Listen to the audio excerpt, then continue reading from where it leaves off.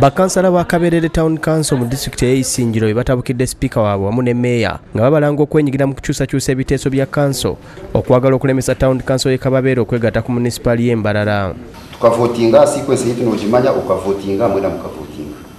So wano hakana nk'ekyo tuntunula kutandikira hamwe because ntandika kuluzinga interest na trust omukuchalinga ekiko ziki niwe wenka yakana kujira atiwe because I thought maybe nguna chairman yatandika ku hijacking powers za akwaka kana kujira ngwiwe tiwo shome kubana orondesa shome kubana harondesa kala kutukanso bagamba nti Sipiika waabwe Kyomugisha Ssentongo ne Mmeeya Patrick Gachumba nga kino bakiragira ne mukuba akalulu ku nsonga ya Town Council okwegatta ku municipal y'Embalala mu lukiiko lwa council lwatulwange ennaku z'omwezi 3 omwezi ogwokutaano omwaka guno ne bakuba n'akalulu ekitakkirizibwa nga baagala ekiteeso kya Town Council okudda Embalala kiyisibwe bunnambiro ekyewuunyisa bakkansala. Madam Speaker kika kirikiriya ninyuzuka nga kigamba nagira nti no you people you are not supposed to vote now wana agamba na chairman you are the one who insisted ngu chairman in the council I wondered.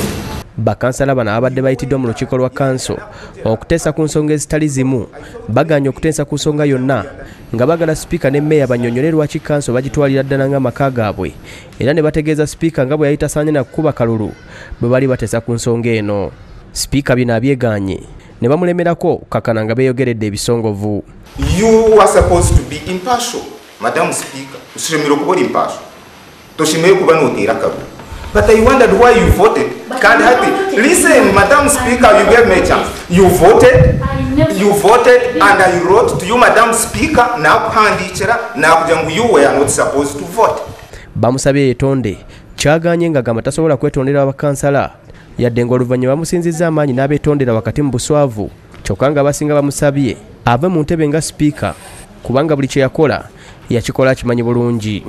Madam Speaker, bw'oli wakwenenyeza house eno wenenye bwenenya naye ekyogamba nti siwa voting nze nga kansala yalaba omukono gwo nagulaba n'amaaso kanisha akunda kwawe kukyakubana kibasa oluzayininga erizo kitali ekyo itwe tubuzamu kukola motion y'okusenshalinga. Mmeeya Kajumba ategeeza bakkansala nti awagira ne kuwagira ekiteeso kya Town Council ya Kaberebere okwegatta ku municipal y'Embalala olw'okwagala enkulaakulana. Maybe bwe tugenda mu kintu ekyo ekinene kyongera emikisa sente webeera city nefuna divisions ne central government grants sente zifa mu government eri wakati zeeyongerako. Municipal y'Embalala esuubira okufuulwa ekibuga era nga waliwo okusika omugwa wakati w'amagombolola n'ebibuga ebiwerako ebigyetoolodde ng'abamu baagala kwegatta ku municipal eno ate abalala tebaagala. Damba Wiziri yakusakidde eggulye lino ku Lwabukedde TV.